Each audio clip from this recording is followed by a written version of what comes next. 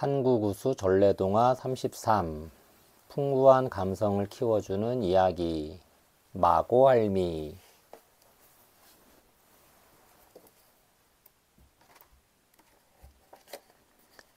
이 세상이 생기지도 않은 먼 옛날 마고할미라는 어마어마하게 큰 거인이 살았어요. 드렁 드렁 푸. 마고할미는 코를 요란하게 골며 자고 있었어요. 드르렁 드르렁 푸. 드르렁 드르렁 푸. 그렇게 아주 오랫동안 잠을 자고는 눈을 떴어요. 잘 잤다. 뭐 재미난 일 없을까?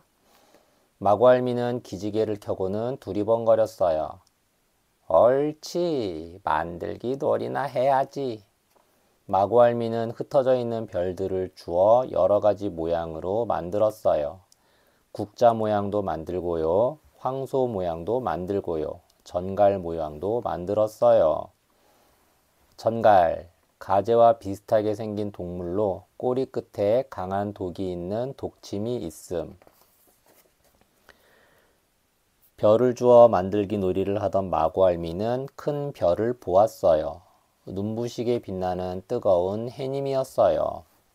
저걸 우리 땅에 갖다 놓으면 환해지겠다.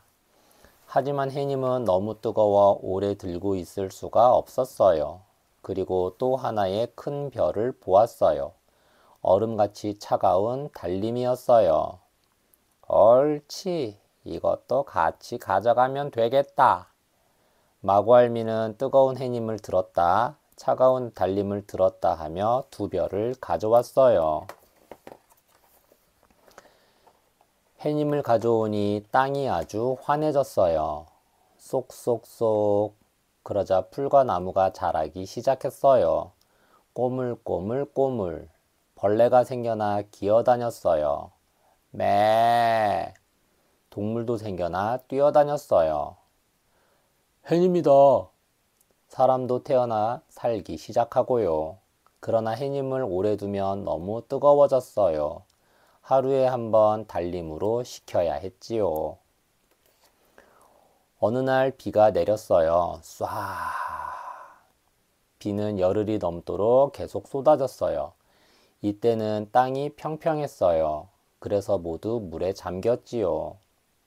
이러다 물에 빠져 죽겠어. 사람들은 커다란 배를 만들어 타고 마고할미를 찾아 떠났어요. 서쪽으로 7일 동안 노를 저어갔어요. 손으로 저어 물을 헤치는 힘으로 배를 나아가게 하는 단단한 나무로 된 도구. 멀리서 커다란 기둥이 2개 보였어요. 마고할미 다리였어요. 다리는 하늘 위까지 솟아 있었어요. 마고할미님! 사람들은 소리쳐 불렀어요. 누구냐? 구름 위에서 마고할미의 큰 목소리가 들렸어요. 사람들입니다. 왜 그러느냐? 비가 너무 많이 와서 다 떠내려갔어요.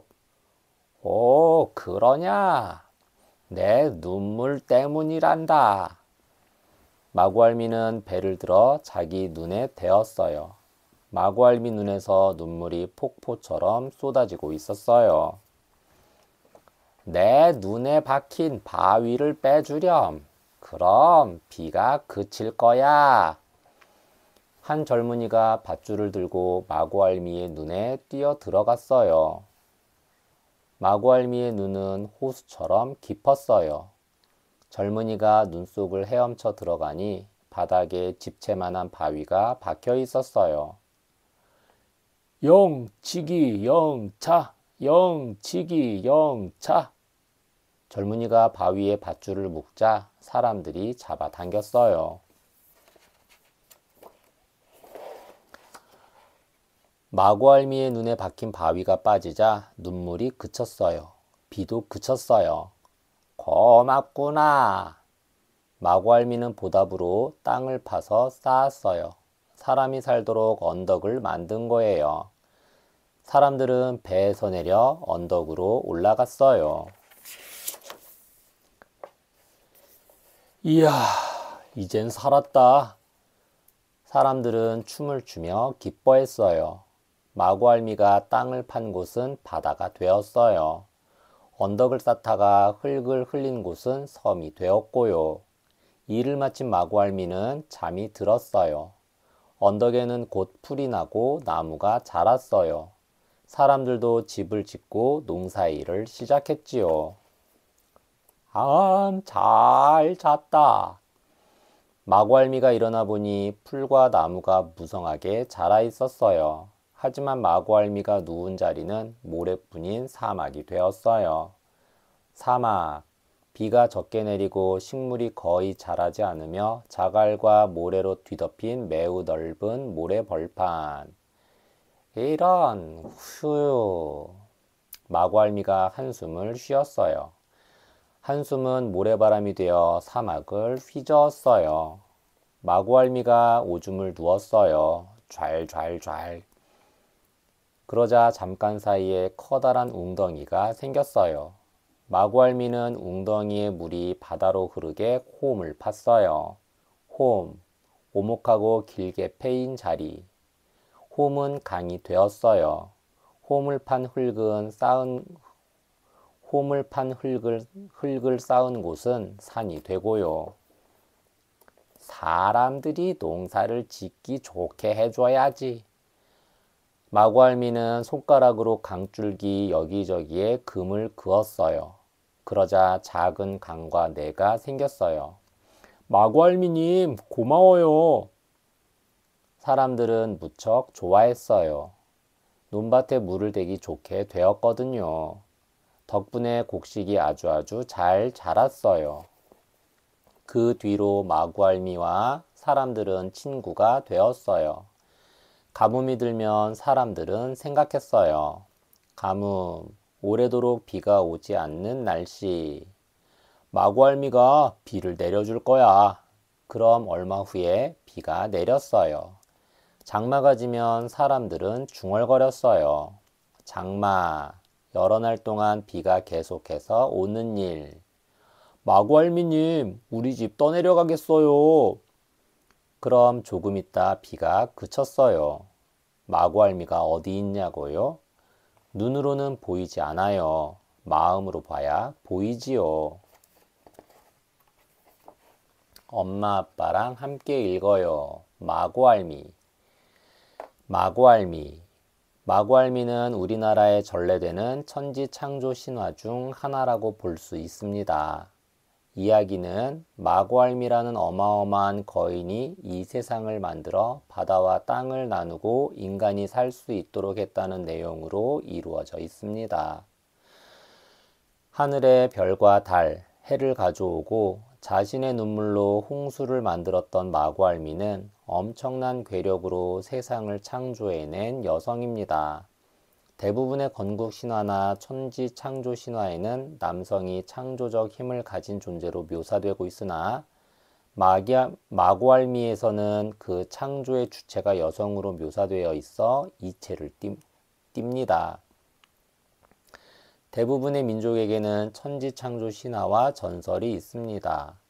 현재 살고 있는 세계의 기원을 담고 있는 창조 신화들은 각 지역의 문화와 환경을 반영한 내용으로 이루어져 있으며 환상적인 서사 구조 속에서 그 지역의 신화적 원형으로 자리 잡고 있습니다.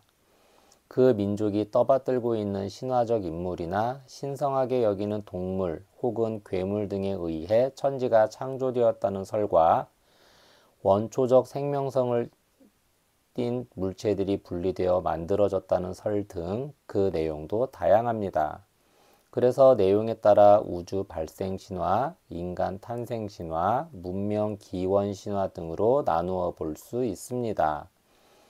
거대한 힘을 가진 여성이란 남성 중심의 사회에서는 위협적인 존재로 보이겠지만 여성성과 창조의 힘이 결합될 때보다 더 생동감 있는 생명을 만들어낼 수 있다는 것을 이 이야기는 보여주고 있습니다.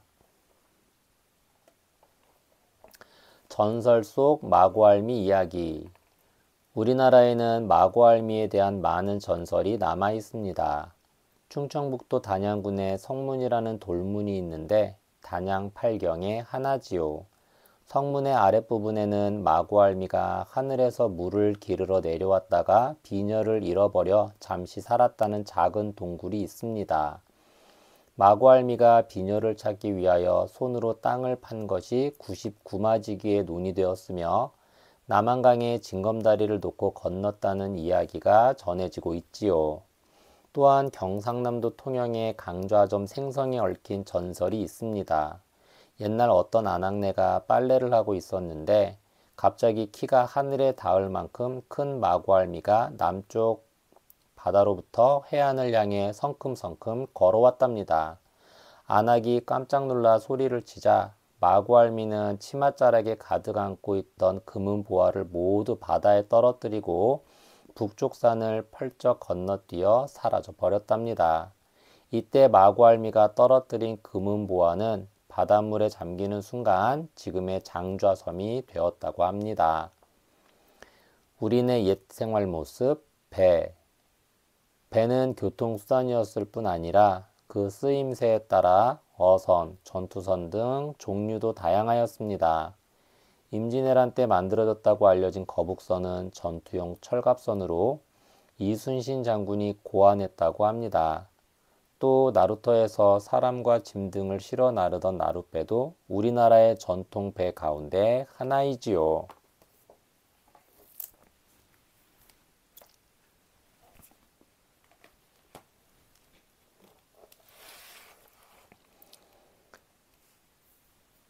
해도 달도 없는 아주 오랜 옛날에 마구알미라는 거인이 살고 있었어요. 마구알미는 아주 오랫동안 잠만 잤어요. 기지개를 켜고 잠에서 깬 마구알미는 무척 심심했답니다. 그래서 차갑고 반짝이는 별로 별자리를 뚝딱뚝딱 만들고 뜨거운 해가 세상에 비치게 했지요. 그러자 세상에 새싹이 쏙 돋고 풀과 나무가 땅을 덮었지요. 사람들도 하나 둘 살기 시작했답니다. 그런데 큰일이 일어났어요. 갑자기 비가 계속 내려서 땅이 물에 잠기고 말았어요. 깜짝 놀란 사람들은 무슨 일인지 알아보기로 하고 마구알미를 찾아갔어요.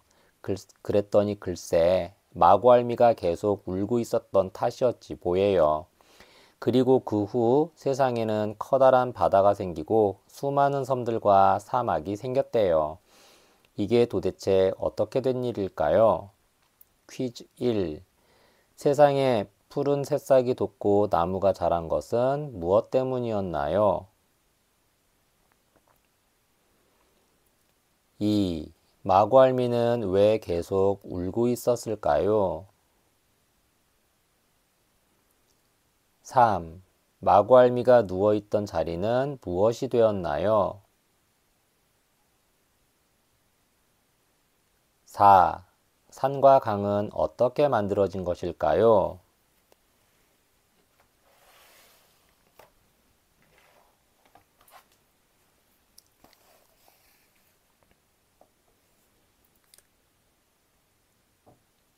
한국우수 전래동화 34. 풍부한 감성을 키워주는 이야기.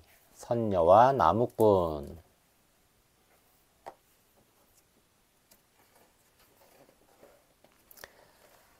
아주 오랜 옛날의 일이에요. 한 마을에 나무꾼이 살았어요. 나무꾼은 홀어머니를 모시며 부지런히 일했지요. 마음씨 착한 나무꾼은 산속 동물들도 좋아했어요. 어느 날 나무꾼이 산속에서 나무를 하고 있을 때였어요. 사슴 한 마리가 헐레벌떡 뛰어오더니 나무꾼에게 다급한 목소리로 말했어요. 아저씨, 저 좀 숨겨주세요. 사냥꾼이 저를 잡으러 쫓아와요. 어서 저기에 숨어라. 나무꾼은 뒤쪽 숲풀을 가리켰어요. 사슴은 얼른 숲풀 속으로 들어갔어요. 조금 뒤에 사냥꾼이 뛰어왔어요. 방금 이쪽으로 도망친 사슴을 못 보았소? 나무꾼은 태연하게 말했어요. 아, 그 사슴요? 저 아래로 도망갔어요. 사냥꾼은 주위를 둘러보더니 나무꾼이 말한 쪽으로 뛰어갔어요. 자, 이제 나오렴. 사냥꾼이 가고 보이지 않자 나무꾼이 사슴에게 말했어요. 고맙습니다. 대신 소원을 들어드릴게요. 사슴은 은혜를 갚겠다며 소원을 물었어요. 그래? 내 소원이야 예쁜 색시와 결혼하는 거지. 그러자 사슴이 말했어요. 보름달이 뜨면 산꼭대기 연못으로 가보세요. 선녀들이 날개옷을 벗어놓고 목욕을 하고 있을 거예요. 그때 날개옷을 하나만 감추세요. 그러면 선녀는 하늘로 올라가지 못하고 결혼을 하게 될 거예요. 아이 셋을 낳을 때까지는 날개옷을 보여주면 안 돼요. 드디어 보름달이 뜨는 날이 되었어요. 나무꾼은 산꼭대기에 올라가 연못 옆에 숨었어요. 정말이네? 보름달이 떠오르자 하늘에서 선녀들이 내려왔어요. 야, 정말 예쁘다. 선녀들은 날개옷을 벗어 나뭇가지에 걸었어요. 그러고는 연못에 들어가 목욕을 하기 시작했어요. 호호호. 나무꾼은 얼른 날개옷 하나를 감추고 다시 숨었어요. 달이 기울자 선녀들이 연못에서 나왔어요. 선녀들은 날개옷을 입었어요. 하지만 막내 선녀는 날개옷을 못 찾아 발만 동동 굴렀어요. 저런 어쩌지? 조금 있으면 하늘문이 닫힐 텐데 잘 찾아보렴. 선녀들은 막내만 남기고 하늘로 올라갔어요. 혼자 남게 된 막내 선녀는 눈물을 흘렸어요. 저 선녀님, 이 옷을 입으세요. 그때 나무꾼이 미리 준비한 옷을 선녀에게 내밀었어요. 이 옷으로는 하늘을 올라갈 수 없어요. 선녀는 옷을 입으면서도 울음을 그치지 않았어요. 나랑 같이 살아요. 내가 행복하게 해줄게요. 선녀는 한참 나무꾼을 보더니 가만히 고개를 끄덕였어요. 나무꾼과 선녀는 동물들에게 둘러싸여 결혼식을 올렸어요. 우리 며느리 예쁘기도 하지. 나무꾼의 어머니는 선녀를 바라보며 흐뭇해했어요. 사슴은 벙글거리는 나무꾼에게 다가가 귓속말을 했어요. 아저씨, 잊으면 안 돼요. 아이 셋 낳기 전에는 절대로 날개옷을 보이지 마세요. 알았어. 걱정 마. 나무꾼은 대답을 하면서도 선녀만 바라보았어요. 선녀를 아내로 맞은 나무꾼은 전보다 더 부지런히 일했어요. 나랑 결혼해 주어서 고마워요. 나무꾼은 선녀를 무척이나 사랑했어요. 저를 아껴주어서 고마워요. 선녀도 나무꾼을 사랑했지요. 선녀와 나무꾼은 그렇게 살면서 두 아이를 낳았어요. 하루는 선녀가 하늘을 쳐다보며 휴 한숨을 쉬었어요. 무슨 걱정거리라도 있나요? 나무꾼이 선녀에게 물었어요. 하늘나라에 계신 부모님과 언니들이 보고 싶어요. 그 말을 들은 나무꾼은 마음이 약해지고 말았어요. 사실은 내가 날개옷을 숨겼다오. 선녀는 시무룩해져서 말했어요. 저도 알고 있었어요. 선녀는 눈물을 흘리며 애원했어요. 서방님, 날개옷을 한 번만 입게 해주세요. 마음씨 착한 나무꾼은 할 수 없다는 듯 날개옷을 가져다 주고 말았어요. 내 날개옷. 선녀는 날개옷을 입더니 두 아이를 안았어요. 그러고는 두둥실 하늘로 날아올랐어요. 여보, 돌아와요. 나무꾼이 소리치며 따라갔지만 선녀는 점점 더 멀어졌어요. 나무꾼은 깊은 슬픔에 잠겼어요. 왜 내 말을 듣지 않았나요? 어느 날 사슴이 찾아와 말했어요. 보름달이 뜨면 산꼭대기 연못에 두레박이 내려올 거예요. 그 두레박을 타고 오르면 선녀님과 아이들을 만날 수 있답니다.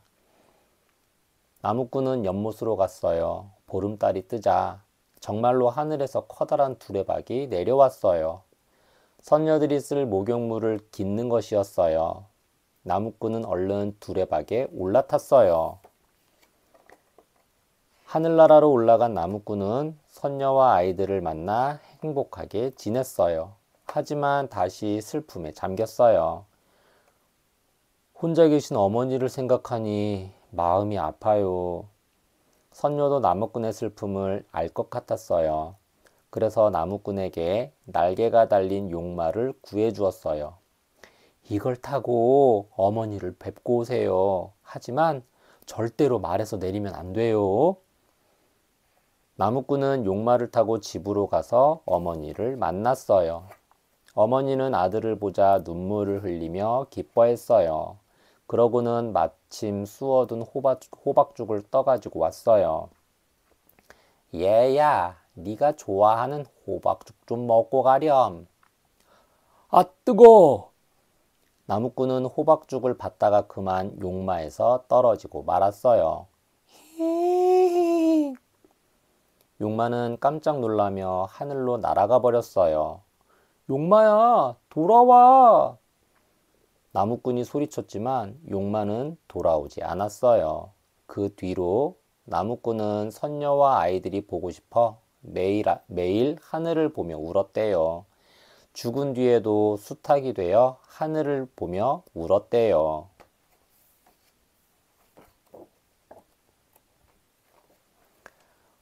엄마 아빠랑 함께 읽어요. 선녀와 나무꾼.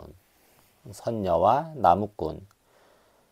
선녀와 나무꾼은 노루와 나무꾼, 사슴을 구해준 총각, 선녀의 기도, 수탉의 유래, 닭이 높은 데서 우는 유래, 은혜 갚은 쥐, 쥐에게 은혜 베풀어 옥황상제 사위된 이야기, 금강산 선녀 설화 등으로도 불리며 여러 지역에서 찾아볼 수 있는 이야기입니다. 이 설화는 한국을 비롯한 세계 여러 나라 사이에도 널리 퍼져 있는데 중국에서는 흥려전설, 일본에서는 우의전설로 불리며 서구에서는 백조처녀로 알려져 있습니다. 선녀와 나무꾼이 주는 가장 큰 교훈은 약속일 것입니다. 목숨을 구해준 나무꾼의 소원을 들어주기 위해서 사슴은 선녀와 결혼할 수 있는 방법을 알려주지요. 그리고 선녀가 아이를 셋 낳을 때까지는 날개옷을 보여주지 말라고 합니다. 선녀의 날개옷을 감추는 일의 정당성에 대해서는 생각해 보아야 합니다. 나무꾼이 자신의 행복을 위해 선녀의 날개옷을 감춘 것이 잘한 것인지 아닌지에 대해서 친구들과 같이 이야기를 나누어 보면 어떨까요? 마음 약한 나무꾼은 아내의 슬픔을 알게 되자 결국 날개옷을 보여주고 말지요.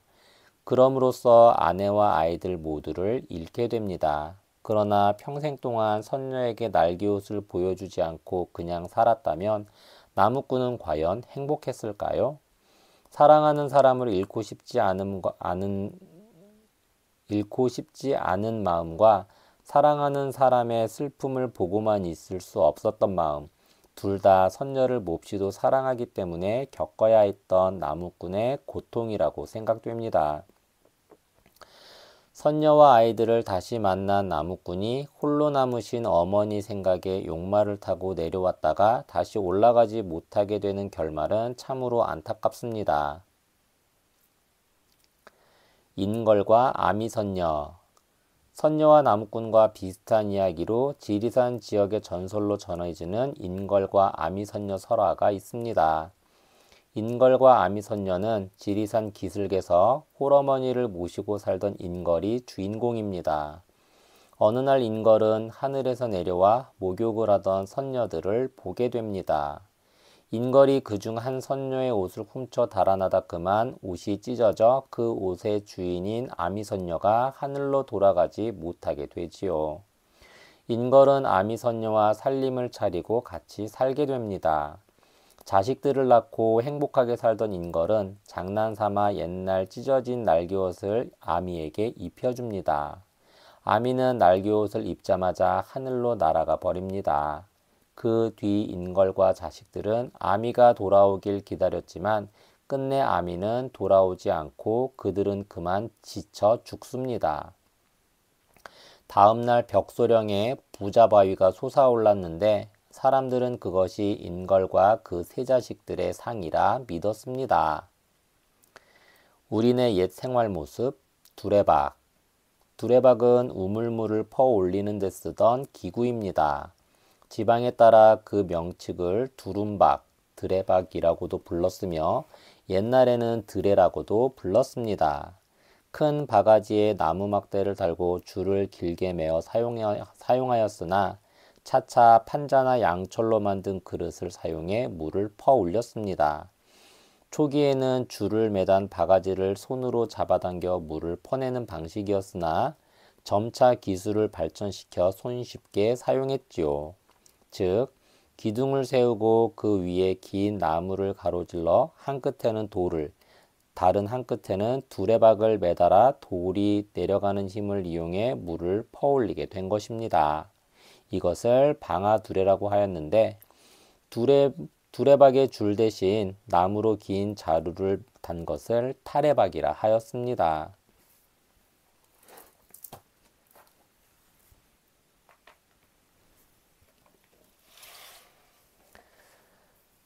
사냥꾼에게 쫓기던 사슴을 구해준 나무꾼은 선녀와 결혼할 수 있는 방법을 알게 되었어요. 보름달이 뜨는 밤, 나무꾼은 산 꼭대기 연못에서 선녀의 날개옷 하나를 숨겼어요. 그리고 날개옷이 없어 하늘로 올라갈 수 없는 막내 선녀와 결혼해서 행복하게 살았답니다. 그런데 사슴은 선녀가 아이를 셋 낳기 전까지는 절대로 날개옷을 보여주지 말라고 했어요. 하지만 선녀가 아이 둘을 낳은 뒤 하늘나라에 있는 아버지와 언니들을 그리워하며 눈물을 흘리자 나무꾼은 선녀에게 날개옷을 보여주고 말았답니다. 선녀는 날개옷을 입고 두 아이를 양팔에 안은 뒤 하늘나라로 올라가 버렸어요. 슬픔에 잠긴 나무꾼에게 다시 사슴이 찾아와 하늘나라로 올라갈 수 있는 방법을 가르쳐 주었지요. 사슴이 가르쳐 준 대로 두레박을 타고 하늘나라로 올라간 나무꾼은 선녀와 아이들을 만나 행복한 시간을 보냈지만 집에 홀로 계시는 어머니 생각 때문에 다시 슬퍼졌어요. 그 후 나무꾼과 선녀는 어떻게 되었을까요? 퀴즈 1. 보름달이 뜨는 밤, 산 꼭대기 연못에 누가 왔나요?